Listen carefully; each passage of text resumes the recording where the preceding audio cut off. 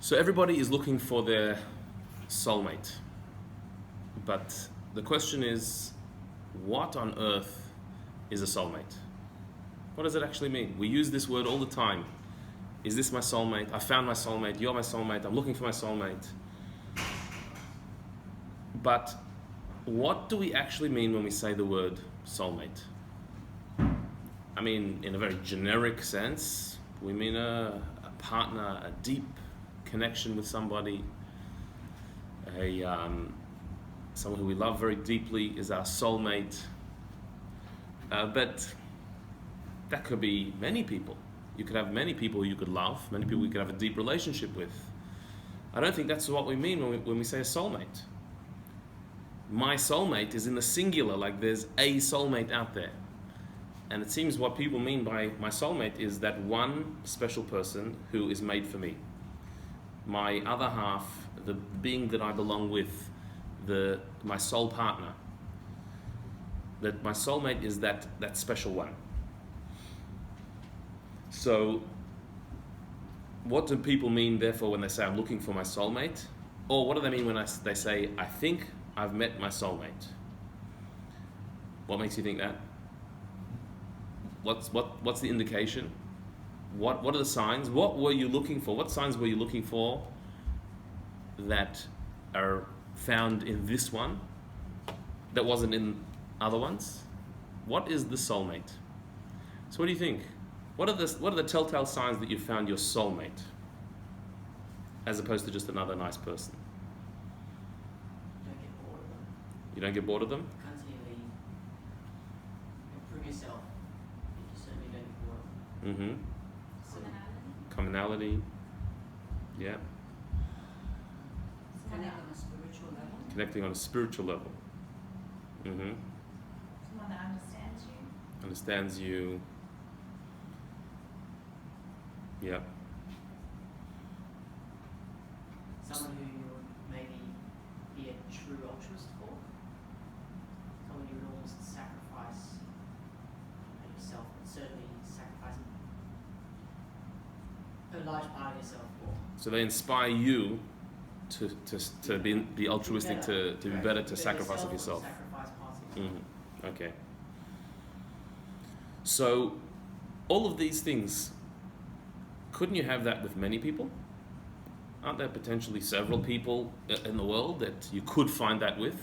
There may be one that you have found it with, but is that exclusive? Is there only one? Is there only one soulmate, or could there in theory be many? Logically, reasonably, it sounds like you could have that with many people. You could have an amazing, deep spiritual connection,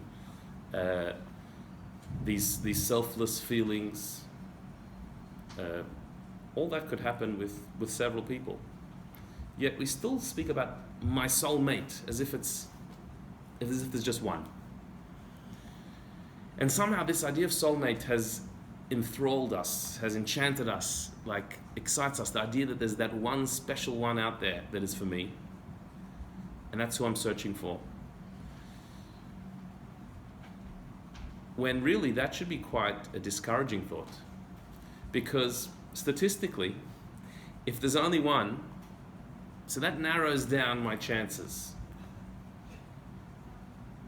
If there's a whole gamut, a whole section of people that could be the potential one, so then that increases the statistics. But if there's just one out there that's my soulmate, if that's who I'm searching for, just that special one, well, who says I'm gonna find them?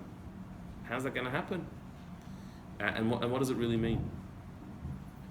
So I want to explore this idea of soulmates from a Kabbalistic perspective to understand, what does it actually mean? What is a soulmate? And is there only one? How many soulmates do we have? Is there only one soulmate out there, or do we have several? Can I miss my soulmate? Can I miss out? Could I find the wrong person? Could I think someone's my soulmate and they're not? And how would I know if it's my soulmate or not? So I want to explore these ideas because I think that's very important, because we've sort of romanticized this idea of soulmate and it's become so popular, but I think we need to really understand what it is. Because I have a feeling that most people, when they say, I think I found my soulmate, it's more based on some very deep attraction, but not necessarily other elements of the relationship. And that's not going to be enough. So let's explore what it really means, what a soulmate is. So first of all, it should be noted that throughout the Torah writings, there is a very clear idea of soulmate, of a sense that there is somebody out there that is for you. And the Talmud discusses it, the compendium of Jewish wisdom, committed to writing about 1500 years ago, that describes the process of soulmate in a fascinating way. There's a Talmudic teaching that says that it is as difficult for God to match soulmates together as it was for him to split the Red Sea. The great miracle of splitting the sea, when the Israelites came out of Egypt, they just left, the Egyptians started pursuing them, they'd reached the sea, a big sea in front of them, Egyptians pursuing behind them, they didn't know what to do, and a great miracle happened, that God caused the sea to split, to become dry land, and the Israelites were able to walk through. After they got through, the Egyptians pursuing them became drowned as the sea came back into a sea. That's quite a miracle, quite an amazing feat, totally supernatural, the sea becoming dry land. Says the Talmud, it's as tricky, it's as difficult for God to match soulmates together as it was to split the sea. If you think splitting the sea is a miracle, soulmates coming together is equally miraculous. Now, that's, again, sounds a bit discouraging. Splitting seas hasn't happened so much in the last couple of thousand years. And so if that's how likely finding a soulmate is, if it's that difficult, then that's a bit discouraging. Of course, when we say difficult, what does it mean difficult for God? God's all-powerful, he's infinite, nothing's hard for him. It's not like, how am I going to split a sea? You know what? Like for God, that was nothing. If he created the sea, he can split the sea, no big deal. So there's nothing difficult for him. What does it mean it's hard for him? That just as supernatural as it is, just as God who created the laws of nature, he created the system of nature in order that there should be nature. He wants the sea to be a sea. He wants water to flow. And so to override that is going against his own system. It's doing something supernatural. It is a big deal. It's a revelation of the divine where God said, I want to be hidden. Nature is where God is hidden. A miracle is where God reveals himself. That's a big deal. Not that it's hard for God, but it's a big deal. So too it is supernatural. It is miraculous every time soulmates meet, says the Talmud. Why? Because God has to organize so many things to happen for soulmates to meet. If you think of any couple, how they met, every single time it's a miracle. This is something I love doing when I do classes with engaged couples getting married. I always ask, how did you meet? I always want to hear the story, because every time the story is amazing. Sometimes doesn't sound so miraculous, but every time if you actually break down the story, you see how miraculous it really is. Because the timing had to work exactly right, and the time of life, and the stage that you were in, and the experiences you had, and where you were before to make things happen. Meaning, the same person, had you met them maybe a year before, you may not have noticed them, because the space of mind you were in at that time, or what you were preoccupied with, or what you were involved with at that time, a year earlier, would not have allowed you to be open to this person. But only because you met them at that time were the circumstances right, and it opened up. But not just for you, for them as well. There's two to this party, and so therefore they also had to be just at the right time, the right place, in the right frame of mind, the right stage of life. And also, all your experiences, everything that you've gone through until that moment, has to all come together to create the mindset and the emotional ability to be open to that relationship. And so this includes difficult experiences that we go through. Sometimes the relationships that we went through in the past that didn't work out had to teach us a lesson, or open us, or humble us to be open to another relationship. And so every single one of those things had to be aligned, had to happen right. The timing had to be exact. You had to be in the right time, the right place, with the right openness, the right frame of mind.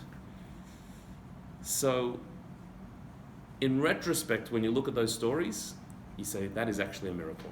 It's a miracle that that happened, because any one of those little details, had they been slightly different, had there been a bit of another variable, had things been another way, had I not caught that plane or that bus, or had I not gone to that party, or had I not spoken to that friend, or had I not picked up the phone, the whole story would have come out differently.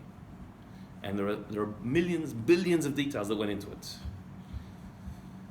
So even though it maybe didn't look like the splitting of a sea, didn't look so miraculous and supernatural, but when you look at the story as a whole, there's a divine hand there. There's something orchestrating things to this happen. This is a miracle. This is like splitting the sea. So for soulmates to meet takes a miracle like splitting of the sea. Although interestingly, the Talmud, after saying this, questions it. The style of Talmudic study, and anyone who's studied Talmud will know this, is that the rabbis of the Talmud will give forth a teaching, an idea, a thought, a lesson, and then they will pull it apart. They will attack it, question it, and try and get to its real core. This is where the Jewish mentality of questioning everything and not taking anything for granted comes from the Talmudic way of thinking. So the Talmud says it's difficult for God to match soulmates. It's complicated, it's hard, it's miraculous. But there's another teaching, the Talmud says, that says the following. It says that before we are born, in fact, before we are conceived, 40 days before we were conceived, it's announced in heaven who we're going to marry. That there's a heavenly voice that announces that this boy is going to marry this girl before we're even conceived. In other words, it's preordained, it's stated in heaven, it's predicted before, not just before we're born, before we're even conceived. Not just before we're of marriageable age, but before we've entered the world at all. It's ordained in heaven who you're going to marry. It's going to happen. So what's so complicated? There's no difficulty here. It's stated in heaven as if like this is a foregone conclusion. Like no matter what you do, you're going to find your soulmate. That's what it says. It's ordained in heaven that this is who you're going to marry. So where's the miracle there? Your frame of mind, your experience, that goes out the window. It doesn't matter. It's been said who you're going to marry. Whether you like it or not, that's who you're going to end up with. So what's so difficult about that? What's the complication? This the Talmud questions as a contradiction. Indeed, what the Talmud is quoting is something that is taught in Kabbalistic writings in more detail, where it says an idea that a soul in heaven, before it comes down into this world, is a singular soul made up of two sides. One side male, one side female. That singular soul is split into two half souls, male, female, and then born into a little boy and into a little girl. And these are two halves of one soul. And these two halves then grow up, not realizing yet that they're a half. And there's a certain point in life where you start to feel that I'm missing something, that I'm searching for something, that I'm not complete. I need somebody else to fulfill my emptiness. And so we start searching. And this, the Zohar, which is the most fundamental work of Kabbalah, says, is this is what happens to every soul, split before we're born. And So already before we're born, who our soulmate is? Well, it's the other half of our soul. It's the missing part that has come down into the world. And there's some magnetism that will bring us together because we're two halves of one being. Like we described last week, what happened to Adam and Eve, that they were originally one being, split, and then they found each other. That exact thing happens to all of us, says the Zohar, that our soul was one, split into two halves, and then we find each other. So the Talmud says, so where's the complication? If your other half is out there, if it's preordained before you're born that that's who you're going to marry, so then whether you like it or not, it's going to happen. Whether you are ready or not, it's going to happen. It's ordained, it's preordained. Where's the complication? So the Talmud has an answer to this question that is startling, to say the least. And I need to warn you before I give the answer that the Talmud does this all the time. This is another feature of Jewish learning and particularly in Talmudic study. The Talmud will throw out a statement that is baffling, shocking, like, what are you talking about? That was to get your attention. That's what it's trying to do, to throw out something that you're going to have to think about this. The Talmud forces us to think. So it gives you a piece of information that like, what does that mean? It forces you to excavate deeper layers because there must be something behind this. What is it talking about? So, to answer this question, on the one hand, we have two statements of our sages. One says that it's difficult to match up soulmates because we're so complicated. We've got our lives that are so different. We've gone in all different directions. God has to orchestrate it that we should meet each other and we should finally recognize each other and get on with each other. God has to do a miracle to make all these things right, make it all work. A miracle like splitting the sea. That's one teaching. Another teaching says that before you're born, it's announced who your soulmate is. You have one soul that is split into two halves. And so when they meet, well, it's just going to fit together. It's going to happen. It's preordained and it's just going to fit together. So that doesn't sound complicated or miraculous at all. That sounds quite simple. Two halves of a soul, you'll find each other and fit. So how do we reconcile the contradiction? One place says it's difficult for soulmates to come together. The other one seems to say it's quite simple and easy. Says the Talmud, one is talking about first marriages, the other is talking about second marriages.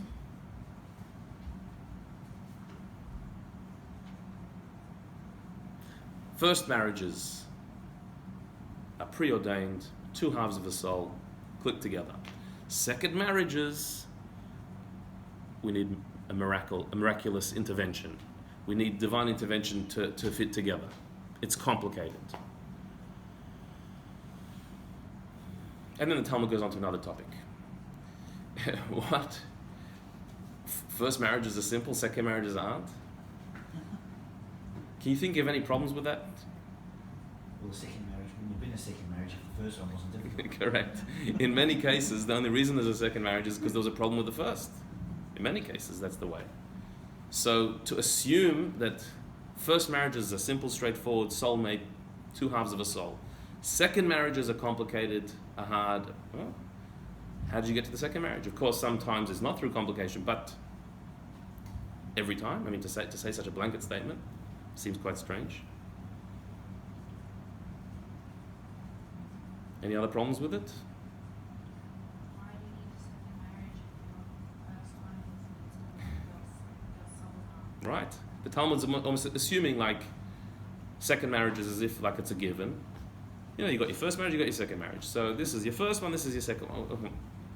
If everything's fine for the first, who says there's going to be a second? Why such an assumption? What about the two marriages at the same time? Someone has two wives. At the beginning, it's fine, you have one wife. But then the problem arrives when you get the second wife. Like a brother. Right. So there were in biblical times people who had more than one wife. So is that what it's talking about? The first one will be fine, the second one is going to be problematic. Well, that would make sense then. which is why the rabbis banned polygamy several hundreds of years ago. That could be. But the expression in Hebrew in the Talmud is kan bezivug rishon, kan bezivug sheni. This is the first match, this is the second match. Sounding like it's first marriage, second marriage. That seems to be the expression. And the obvious question we can have on this is that we see stories all the time where first marriages didn't seem ideal and second marriages seem to be much better. Not always, but sometimes. It could go this way, it could go that way. Who says? To say that the first marriage is your soulmate, the second marriage, it's complicated. The first marriage is the other half of your soul, the second marriage not. It's a difficult match. It's miracle. Not always. To make such a blanket generality, it's just not the case from our daily experience. So it can't be just left there. It can't be that that's all that was meant. There must be something more profound that it's talking about here. So to do this justice, to really understand what the Talmud is saying, we can't leave it on its simplistic level. We need to go deeper. We need to go into the Kabbalistic teachings. The Kabbalah is the mystical side of Judaism, is the inner side of Judaism, is what's beneath the surface. So when you read in the Torah, in the Tanakh, in the Chumash, in the Parasha of the week, you read stories, you read laws, you're reading it on its surface level. When you read stories in the Talmud or discussions in the Talmud, that's also discussing on the surface level, but everything has layers to it. And each one of those lessons and ideas can be understood on a deeper level. And that's what the Kabbalah is coming to teach us, the soul of the story. You're looking at the body, but there's a soul. Just like a person, that you see a person and you see their externality. As we discussed last week, we make sometimes knee-jerk judgments about a person based on what we see at first glance. But when you get to know a person, there are deeper layers that reveal something that is way beyond. And some people are difficult to understand at first. Some people it's hard to relate to. The way they interact seems just unusual to you. That rubs you the wrong way. You find them hard to get on with. But that's because you need to get to know them a bit better. When you understand a bit more their background, where they're coming from, why they're expressing themselves that way, then you can appreciate things. You know, sometimes you meet somebody who's a bit gruff, like a little bit rough around the edges. Seem, a bit rude, or, just don't have the, politeness or tact. Sometimes that rubs you the wrong way. But then when you get to know them, you actually come to appreciate that in them. Their openness and their natural state where they're just like, they say what they think. You can actually come to appreciate that when you appreciate them as a whole.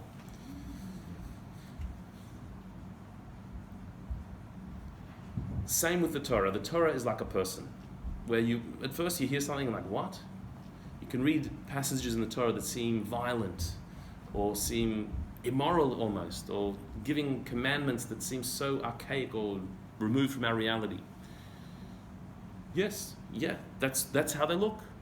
But you need to get to know them. You need to study into it and say, well, what's it really saying? What does it really mean? And when you go into the deeper level, sometimes the strangest parts of the Torah are actually the most beautiful, relevant, and relatable parts when you go beneath the surface. And that's what the Kabbalah helps us do. Go underneath. So here's an example where the Talmud says that first marriages are announced in heaven who you're supposed to marry. It's the other half of your soul, and it's very uncomplicated. Second marriages take a miracle, meaning it's not like that first marriage. It takes a miracle. It takes a lot of variables to come together. God has to orchestrate it to match you because it's way more complicated the second time. This needs to be understood on a deeper level. We can't take it on its face value. So I'll tell you what the Kabbalists say about this statement in the Talmud. Rabbi Yitzchak Luria, known as the Arizal, was one of the greatest Kabbalists in history, lived in the 1500s in the city of Tzfat, northern Israel. In fact, he only lived there for 2 years of his life. He passed away in his late 30s, young man, and he was from Damascus in Syria. But when he moved to the land of Israel and he lived in Tzfat only for the last 2 years of his life, and he taught Kabbalah there, but that revolutionized the entire Judaism. His teachings were so impactful that many of our customs and practices and our understanding of Judaism comes from those 2 years of Rabbi Yitzhak Luria teaching in Tzfat. If you visit Tzfat in Israel, in fact, the city is almost synonymous with him. There's so much about him. There are 2 synagogues of his name. There's a mikveh, a natural spring in a cave it's his mikveh. And going to Tzfat is like going to Rabbi Yitzhak Luria's town. But he only lived there for 2 years. It's amazing. But the impact he had was universal over the entire Jewish people, wherever they lived. Interestingly, he didn't write anything of his own. None of his teachings he wrote down. Even though they're called Kitvei HaArizal, the writings of the Arizal, he didn't write anything. They're all written by his students, primarily by his student Rabbi Chaim Vital, who the Arizal said, he really gets me. So he wrote down his teachings. And those teachings are quite opaque. They're not easy to read. But some parts of it are relatable and are not too difficult. And so amongst these various writings, there's one of his books called Shar HaGilgulim, The Gate of Reincarnation. And in it, he expounds on the idea of reincarnation, of souls entering the world, leaving the world, and coming back into the world. And in that work, the Arizal says the following, speaking about this statement of the Talmud. The Arizal says, when it says the difference between first marriages and second marriages, it's not talking about your first marriage and your second marriage. It's talking about your first incarnation and your second incarnation. When you come down into the world the first time, your first incarnation. So then the soulmate thing is pretty straightforward. Your soul is split into 2 halves. You come into this world, you feel your halfness, you seek the other half, and you are magnetically attracted, you find your other half. And with little complication and with ready recognition, you find each other and you live happily ever after. Paraphrasing his words. That's the first time round. That's your first marriage. But second marriages, souls who have been here before and are coming back, souls who are reincarnated, it's a different story. It's not necessarily going to be so smooth for various reasons. First of all, if your soul came down once, met your soulmate, left this world, and has now come back a second time, who says the same thing happened to your soulmate? Who says your soulmate has been reincarnated? Your half of the soul has been reincarnated, but who says your soulmate has been reincarnated? So while the first time you lived, your soul, your half found the other half, the second time maybe your other half didn't come back. Because not everybody is reincarnated. It's not an automatic system. This is expounded upon at length in this work, Shara Gilgulim, in the Gate of Reincarnation, that the Jewish teaching of reincarnation is that a soul comes down into the world to fulfill a mission. If that mission is fulfilled, the soul then goes back into the heavens to a higher place than where it started and is able to continue its journey upwards to higher places. But if the mission is unfulfilled, if there's some unfinished business in here in this world, if there's work that you didn't get to do, so then you're given a second chance. You're reincarnated, you're sent down, your soul is sent back down into the world to fix what you didn't get the first time, for another round. And so the same soul is latched onto a new conglomeration of a new configuration of a soul, a new being, a new person, a new body, and you're given another chance to fulfill your mission. So, unlike in some Eastern religions and other spiritualities, there's a concept of like a cycle of reincarnation that is constant. Souls just being recycled over and over again. The Jewish idea of reincarnation is that it's very purpose-driven. You come down for a mission, and if you finish the mission, then you don't have to come back. But if you have unfinished business, you come back for that. How many times can you come back? In what forms you come back? That's for another time. But you don't necessarily come back if you finish your mission. So what if you didn't finish your mission, but your soulmate did? That means you come back, but your soulmate doesn't. So your half is here, the other half is not. So who do you marry?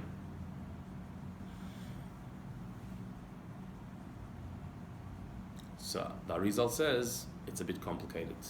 Because now we've got to match you up with someone that's not actually the other half of your soul. So who are we going to get? Well, maybe somebody else who was also reincarnated without their soulmate. You'll have to find somebody else who also came back down, but their soulmate didn't come back down and match together. But you're not two halves of one soul. So what are you going to do? So God has to make sure that the match will somehow work, that these two halves somehow fit together. So to do that, God has to find somebody who maybe is not the other half of your soul, but comes from the same soul neighborhood as you. The Arizal says that our souls come down to this world, but there are groups of souls. There are like neighborhoods in heaven, if you could imagine, of souls, where we come down into this world, but there are some familiar souls. Maybe it's not our soulmate, the other half of our soul, but it's a soul that comes from the same part of heaven as we do. And such a person will be a good match for us because we have some commonality. This elsewhere, it's described that sometimes, you meet somebody for the first time, not necessarily in a romantic setting, just you meet somebody at work or socially, whatever it is, and you just hit it off with them. You get on with this person. You just feel an affinity, as if you've known them forever. That could be because you're from the same soul neighborhood.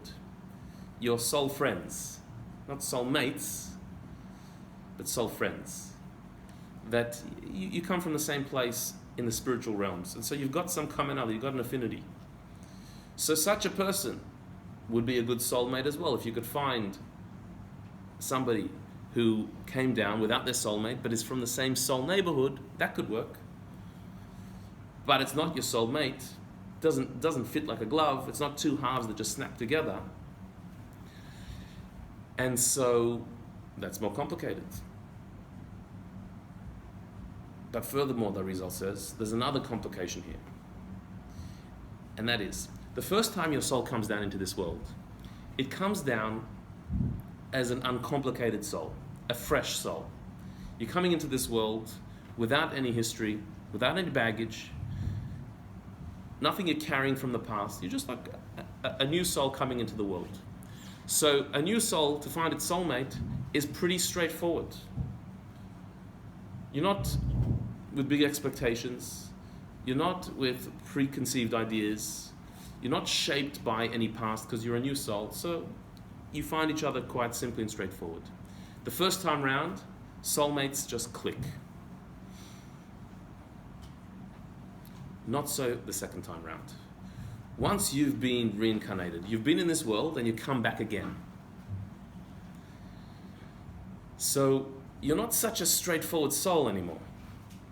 You're a bit of a complicated soul now, because reincarnation doesn't just mean a repeat, the soul coming back. It means that a part of your soul from a past life is now joining onto a new soul, a new configuration, a new identity, and you're coming with a bit of the baggage of the past, some of your pre-ideas and your experiences from the past.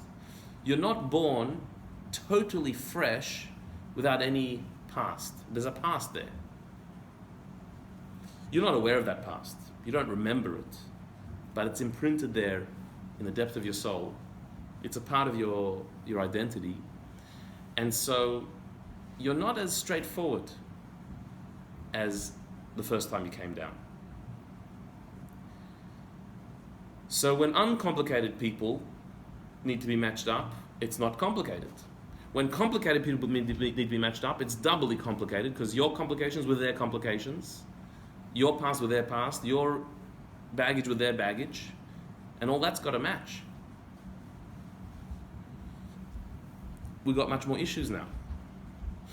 So this is a bit of a sea splitting. We've got to be a bit miraculous now. We've got to actually get through all of this junk and two people to just recognize each other.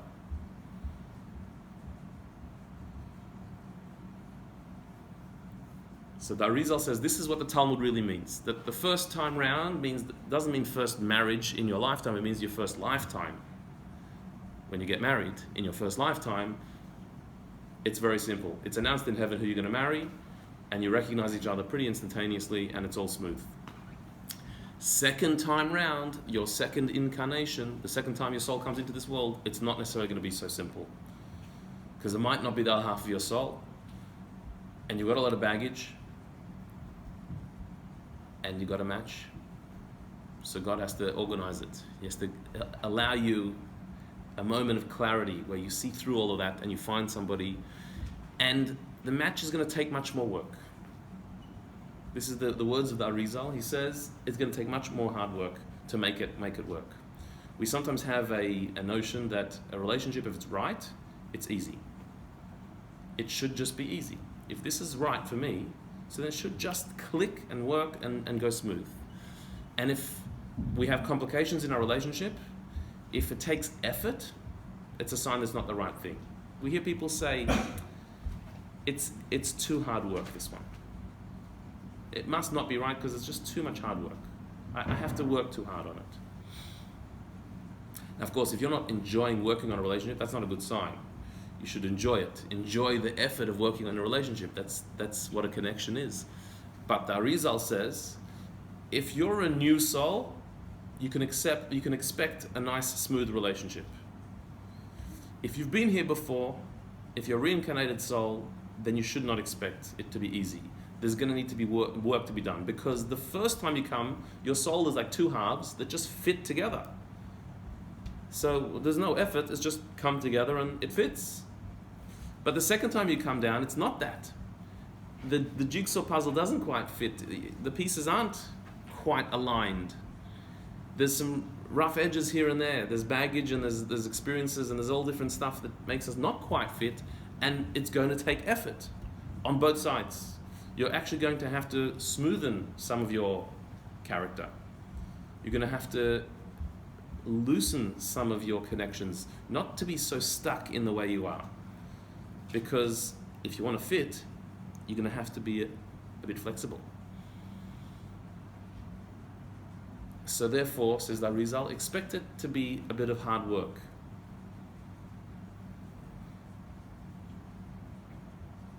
So now our question is a little bit different. Now all we need to know is, which time are we up to? Are we new souls who came down the first time, and therefore we should expect a nice coasty ride? Or are we reincarnated souls, and therefore we should expect some bumpiness that we're going to have to smooth out? Well, the Arizal answers that one as well for us. And he said 500 years ago that the overwhelming majority of souls now have been here before. That we are almost all reincarnated souls. There aren't many new souls coming down anymore. The early generations, previous times there were new souls coming down.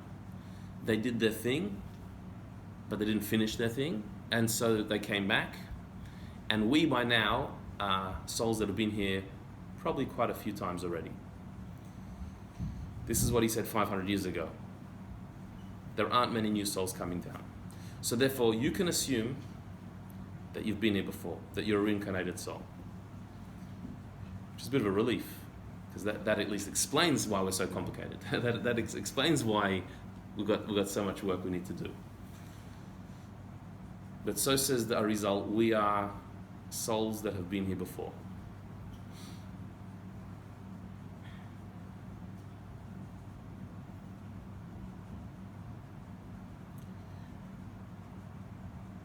That's why the world of relationships is so complicated today. Because we're much more complex beings. And we have been here before. That gives us a certain maturity. Our souls have a maturity because we've been here before several times. But it also means that we've got a lot of stuff that we've got to get over.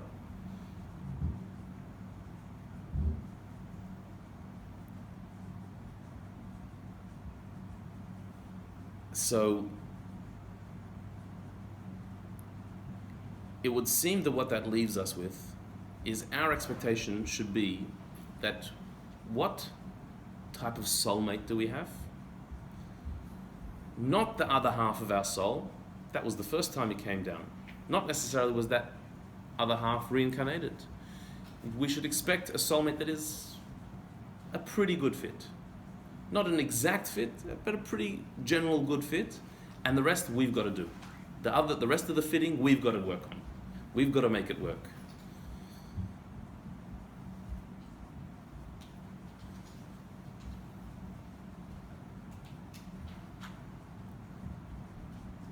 Now, that is fair enough, and that's probably a good message, because I think an expectation that a relationship should just come naturally and be easy and be obvious and simple and straightforward, that's an unrealistic expectation, because that's just not the way it works.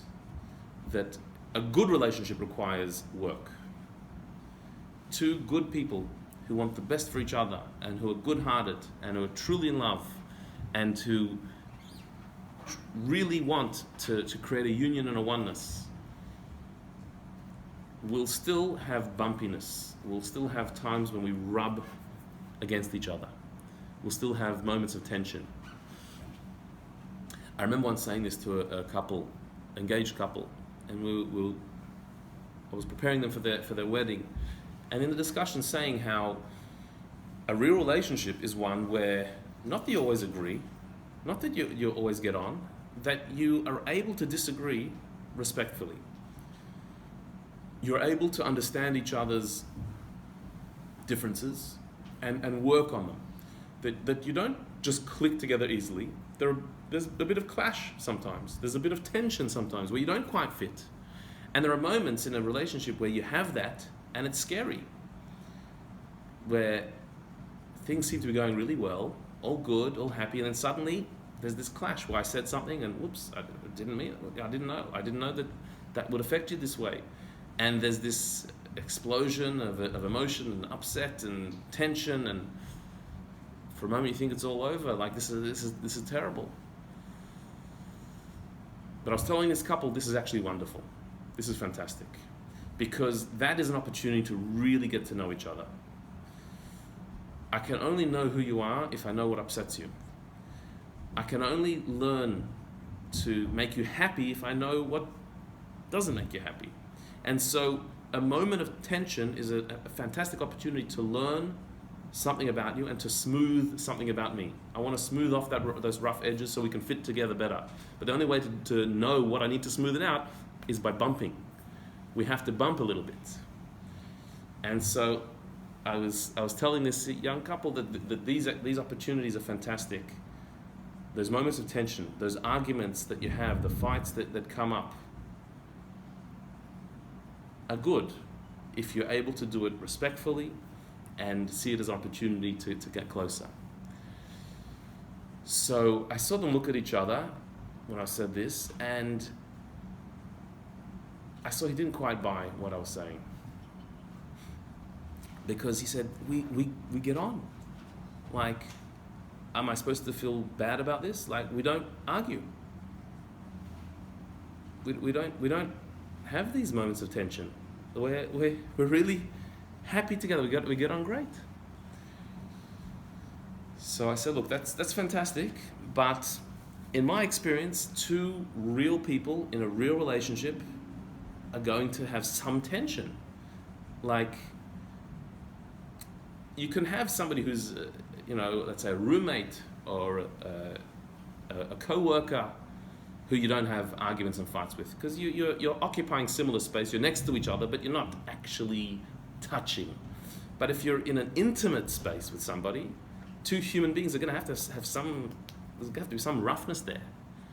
And some tension, like surely if you're sharing intimate space, there's going to be, and that's good because then you can learn. Anyway, he didn't accept it. At his wedding, several months later, in his speech, he actually quoted me and quoted this idea. And he said that I didn't buy it at the time. Like, it didn't make any sense. He said, but thank God, very soon after that, we had a real blow-up. And it was fantastic. It was great because it was a moment of being real. If you can't have a moment like that and go through it and work it out, so then you're not being real. We can be very polite with each other and make sure we don't step on each other's toes, but that's two ships passing in the night. That's not intimacy. That's not bonding. That's not connecting. We need to connect, and we need to feel, where's the rough bit? Where's the bit where my personality rubs against yours? And how are we going to smoothen that so we can bond together? If you're here for the first time, if your soul's come down for the first time, you don't need to worry about this. You just click. It's fine. They didn't need to worry about this. That whole discussion of tension wasn't relevant to those souls of generations ago. But in the last 500 years, at least, since what the Arizal said, we're all old souls. We've been here before. We don't click without work. We don't fit together without smoothing ourselves and working on ourselves. And that's okay. That's good.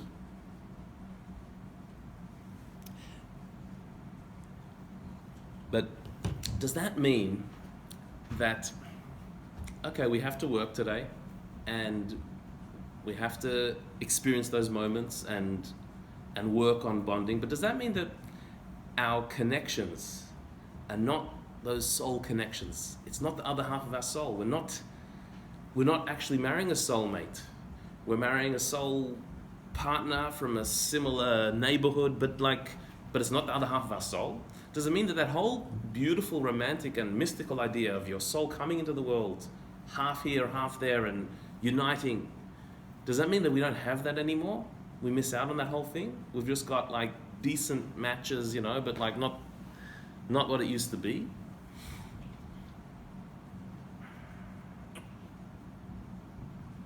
So interestingly, the Arizal says on this topic that the whole soul thing is much more malleable than we think. That it could be that your soul came into this world and the other half of your soul did not come into this world. That who was your soulmate in your previous lifetime is not here in this lifetime. And so therefore you're going to have to marry somebody else. But the Talmud says that even a soulmate can change. Even your soulmate can change through the power of prayer. Prayer can change your soulmate, which the Arizal explains as being in two ways that could be. Somebody's soulmate can actually shift based on their spiritual level. If somebody works hard on themselves, elevates themselves, refines themselves spiritually, so then you shift to a higher level, and the soulmate that you deserve therefore shifts. Meaning, the soulmate that could have been the other half of your soul at a certain stage in your life may not be the soulmate that is for you at another stage in your life. If you look at yourself 10 years ago, you were at a certain point in your life where hopefully in the last 10 years you have moved, not just grown older, but developed. And if that development has been an upward development, if you've grown and refined yourself, so the soulmate that would have been 10 years ago is not the soulmate that would be now, because you've graduated, you've gone to a higher place, and therefore you're deserving of a higher soulmate, of a more refined soulmate. Of course, the other way around is also true. Somebody who has descended spiritually to where they were 10 years ago has also lost the soulmate that they were deserving of then, and then they'll have to be a soulmate that's on their level now. So the Arizal says what the Talmud means, that through prayer you can change your soulmate. What it means is prayer, meaning in a more general sense, working on yourself. Your growing spiritually can actually lift you to a higher soulmate. So, how many soulmates do we have then? How many soulmates do we have? If you're here the first time, there's one other half of your soul. There's one option. But don't worry, it'll be very simple. You're just going to find each other, recognize each other, and it'll be a nice fairy tale marriage. That's the first time round. But that's nobody we know, because we're all old souls that have been here several times. So how many soulmates do we have? Well, at any one stage in your life, there are several possible soulmates. There are several souls that could be a fit, that are close enough fit to be called your soulmate. It's still going to take work. You're going to have to shave off a few bits and pieces here. You're going to have to work on yourself to refine your ego and to work on your personalities to make it fit right. But there are good enough fits, and there's several. But even that pool is shifting according to your spiritual state. As you grow, so then you expand that pool to a different pool.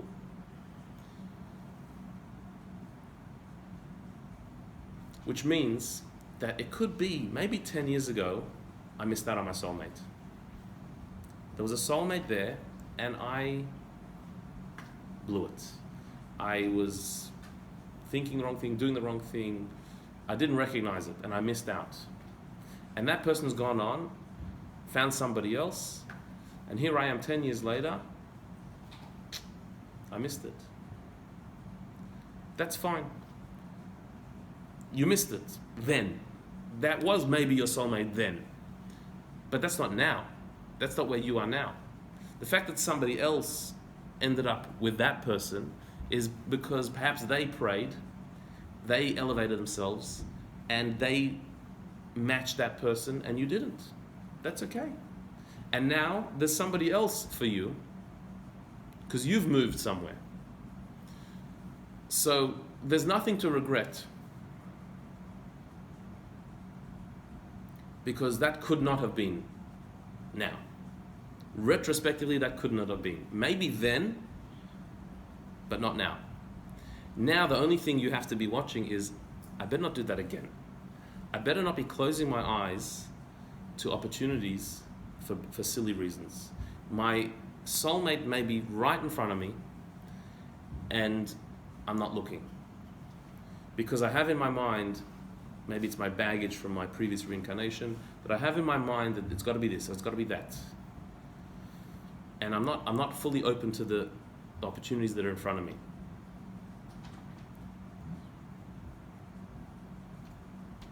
So this soulmate thing is a constant shifting thing. And it depends on the state I'm in, the level I'm in right now. And so the Kabbalists say that the idea of prayer, that prayer can change your soulmate, means that your spiritual level can shift who your soulmate is, but it also means that you can pray. You can pray that your soulmate should be brought to you, and you can pray that the person that you're with should be your soulmate. You can pray that God should organize it, that our souls should fit in the highest and most perfect way possible. Because the soul thing is so malleable. It's from a higher level. It's not the physical world that is very concrete and stuck. The spiritual world is much more shifting and changeable. It's above time. So we're taught that under the chuppah is a very powerful time to pray. The prayers under the chuppah are extremely potent. What should you be praying for? Well, your relationship, your future, your loved ones, praying for everybody.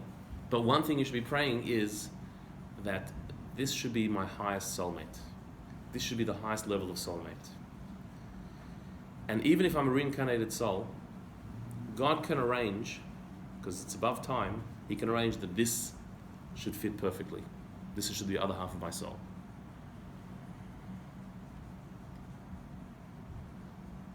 So,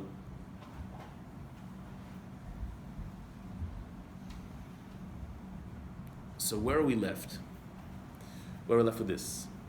When the Talmud says the first time you're in the world, it's all easy, that's an interesting fact to know, that it was once like that. But these days it's not, because we are complicated souls, and we just have to embrace that. And we have to pray that we can have the strength to smoothen out our rough edges, and we have to be willing to embrace the work of making our partner into our soulmate. And prayer can help us do that. Okay.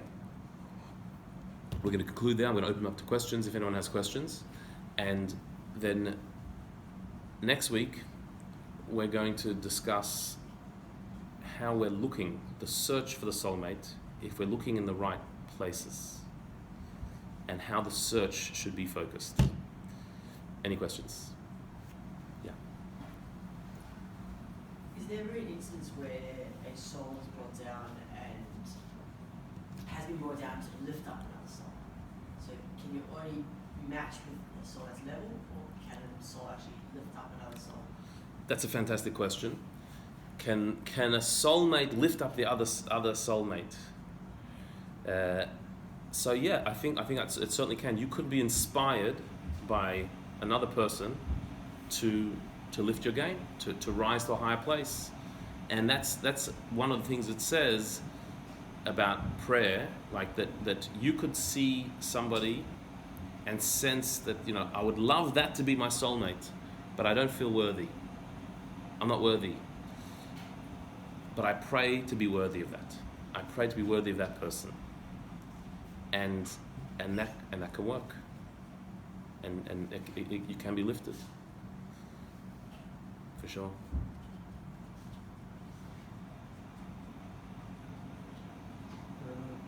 Yeah. Is there a dangerous perspective to say she was my soulmate 10 years ago, but today she's not? Because I'm just afraid that married couple can say when they're in trouble, when I get married, he was my soulmate, but nowadays he's not anymore. So just fantastic question. If the whole soulmate thing shifts with time, and if the person who I missed out on 10 years ago, I say, well, that was my soulmate, but not anymore. So why can't I say the same thing about my spouse? We were soulmates when we married, but now I've moved on. I've gone higher. So I've got to explore other opportunities. It's a very a great justification for a lot of things. It's a very good question. The answer is you can't say that, because once you've stood under the chuppah, the souls have become melded together.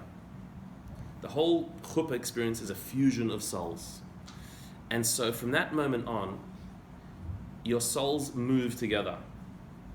One may move faster than the other, but you're connected. You're bound up together.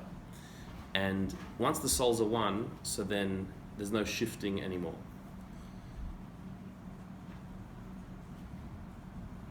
Does that mean that you can only have one soulmate? What if a marriage ends? So is that it? Is it finished? Is there no opportunity? Well, no. If a marriage ends, so then the soul can connect to another soul, and on another level of soulmate. Maybe one is a reincarnation from one lifetime. It's your soulmate from one lifetime. This from a different lifetime. There could be many levels of soulmate. And sometimes some marriages do have to end, and that's the right thing. You know, does it mean they weren't soulmates? If a marriage ends, does that mean you weren't soulmates?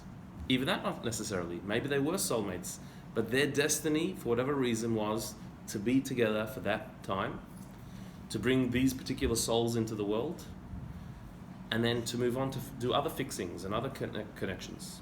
We don't know. How come sometimes some couples, some women or men end up being single all their lives and they never ever settle down? I mean, they want to get married, they're looking, but it never happens. Mm-hmm. So we touched upon it a bit last week. It's a difficult question. We can't say there's one reason for anyone. But one thing for sure, with all this discussion of soulmates, we have free choice. A human being has free choice. Free choice means we can enter into any relationship we want. We have free choice to do that. We can go into bad relationships if we want. We can ignore good relationships. And we can lock ourselves in a room and not be open to any relationship. We have total free choice. So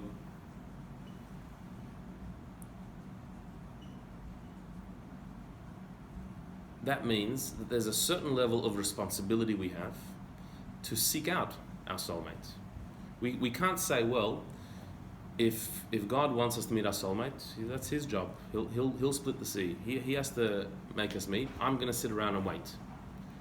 No, if you do that, nothing will necessarily happen.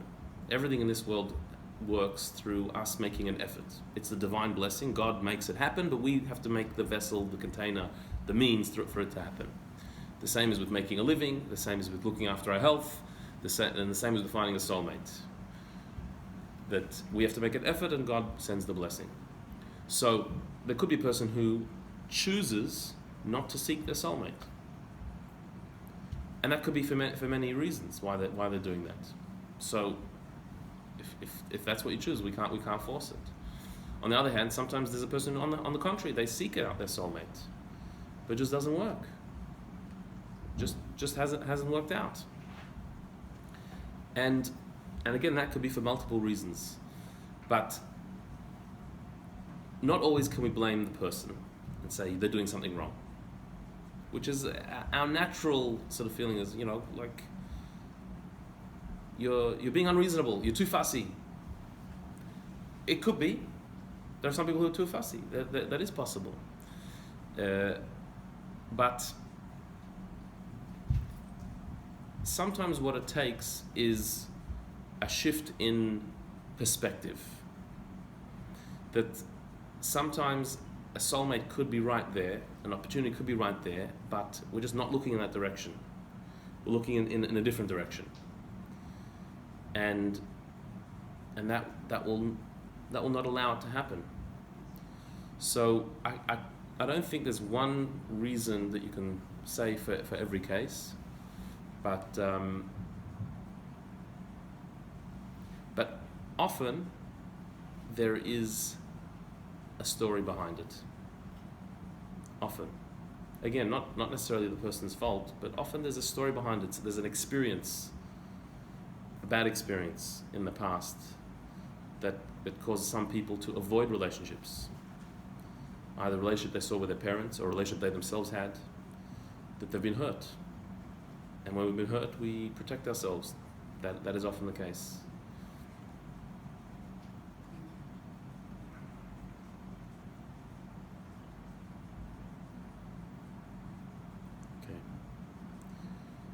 So please God, next week we're going to look at the search. How are we supposed to find a soulmate? How would you know if it's your soulmate? What are the telltale signs? What are the indications that this is the right one? And are we looking in the right places? That, please God, will be next week.